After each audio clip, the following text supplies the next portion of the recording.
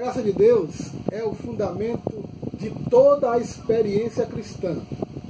Dito isso, a graça de Deus é o fundamento da vida santa. Não há possibilidade de uma vida realmente santa sem a graça de Deus. Quando Paulo escreve ao seu bispo Tito, ele destaca isso. A carta que Paulo escreve a Tito tem como objetivo orientá-lo acerca de como ele deveria administrar as coisas de Deus, colocando-as em ordem. No capítulo 2, a partir do versículo 10, Paulo vai destacar a importância imprescindível da graça de Deus. A grande crise que nós estamos vivendo no evangelicalismo pós-moderno é a crise da alienação de um conceito experimental da graça de Deus. Paulo vai dizer a seu bispo Tito que a graça de Deus se manifesta. Essa expressão, no original, tem a ver com algo que se torna perceptível e visível, patente. Paulo está dizendo que a graça de Deus ela se torna patente, visível, perceptível. Essa graça que possibilita a vida santa, que possibilita a experiência profunda como discípulo de Jesus. Paulo vai dizer que essa graça se manifesta salvadora. Essa qualificação da graça é importante. Ela é importante porque ela inibe e coíbe qualquer versão da vida cristã que não importe em verdadeira mudança de vida, que não se torne uma via de verdadeira transformação. A graça de Deus se manifesta salvadora. É um instrumento e um braço redentor de Deus. Agora, como é que esta graça poderosa nos salva? Paulo, na sua carta, vai nos ensinar, vai deixar claro que essa salvação que a graça torna possível e manifesta, ela é efetivamente e se dá a partir de uma docência eficaz. A graça, segundo Paulo, é nossa pedagoga. É a pedagoga mor. É a pedagoga das pedagogas. Porque ela nos ensina a como viver uma vida piedosa, que lida de modo correto com todas as pulsões que a queda tornou possível, tornou real e concretíssima dentro de nós. Paulo diz assim, que a graça se manifestou salvadora para os homens, versículo 11, e o que é que essa graça faz? Ela nos ensina a renunciar à impiedade e às paixões mundanas. Então a primeira coisa que esta graça faz, efetivamente, é nos fazer renunciar a toda mundanidade, a toda vida orientada por um sistema de valores que se chocam violentamente com a vontade de Deus. Há uma antítese irremediável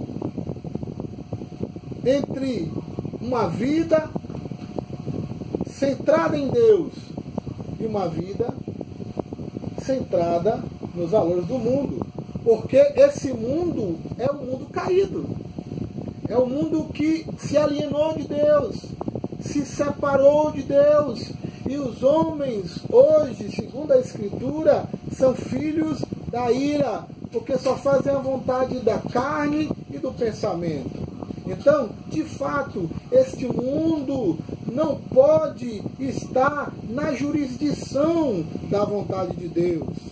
Há uma separação, um abismo intransponível entre uma vida permeada pelo mundanismo, enquanto sistema de valor, e uma vida piedosa. Porque a piedade, ela é o senso da presença de Deus que permeia, que satura toda a nossa existência, em totalidade. Paulo diz que a graça permite viver uma vida piedosa, que a graça, de fato, investe nesta vida piedosa e, de modo positivo, negativo, nos faz renunciar, nos faz abdicar de todos os apelos e reclames, das pulsões dentro de nós, das paixões, a expressão grega epitumias, né? E Paulo nos diz claramente que a graça nos faz renunciar a todo tipo de experiência dessa natureza. De fato, meus queridos, a vida pura, a vida santa, é uma consequência direta de uma teologia pura. Inversamente, trilhando o polo negativo do processo, nós precisamos afirmar que a decadência moral da igreja contemporânea, infelizmente, é fruto de uma má compreensão e aí então uma experiência equivocada com a graça de Deus. Paulo nos diz que a graça de Deus nos faz renunciar a tudo isso.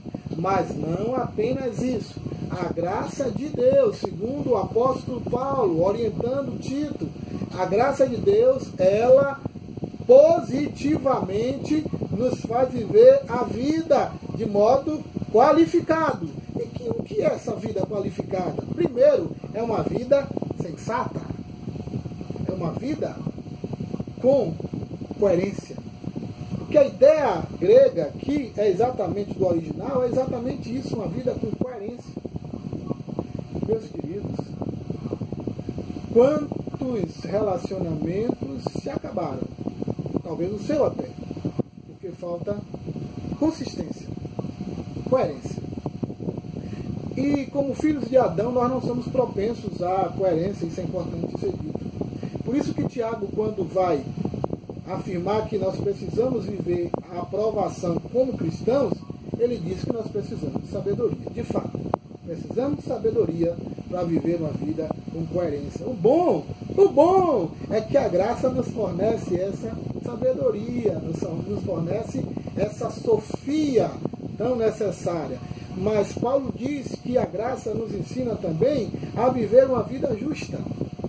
E aqui não é justo no sentido teológico da justificação, mas aqui essa vida justa é consequência da justificação que nos faz então viver uma vida transformada. Justo aqui é aquela justiça subjetiva que de fato trata com os valores do reino entrando dentro dos nossos relacionamentos, invadindo a zona da nossa interpessoalidade, das nossas relações.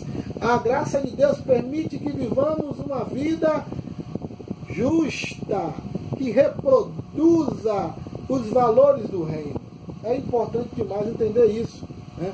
Hernandes vai dizer uma coisa bem interessante, e eu queria reproduzir isso. A transformação nos relacionamentos é um resultado direto da transformação da graça de Deus. Precisamos então dessa graça, porque os nossos relacionamentos precisam de transformações, porque os nossos relacionamentos precisam de visitações profundas que realinhem as prioridades e a percepção correta e a fruição correta dos valores inerentes à própria relação. Eu queria lhe perguntar, como está seu relacionamento? Será que ele está marcado, sulcado profundamente por essa transformação paulatina, resultado da graça de Deus? Se não, eu lhe convido a experimentar essa graça que é de graça, que é fruto da nossa experiência pessoal com Cristo Jesus e que é tão necessária para realmente nos fazer viver uma vida que vale a pena ser vivida. Uma vida que é um convite cotidiano, contínuo, para vivermos a experiência da Nova Jerusalém aqui e agora, e na sua plenitude e apogeu na eternidade. Esse é um convite maravilhoso, mas que só é possível se você receber e experimentar na sua vida, na sua família e no seu casamento, e no seu trabalho, e na sua escola, e na sua faculdade, essa graça dada de modo generoso, abundante e sobejo por Deus, um Deus de graça, para mim e para você. A graça de Deus nos faz viver uma vida justa, nos faz viver uma vida piedosa, nos faz viver uma vida que de fato é uma grande referência para essa nação. Deus abençoe. Shalom. Que o Senhor te dê graça.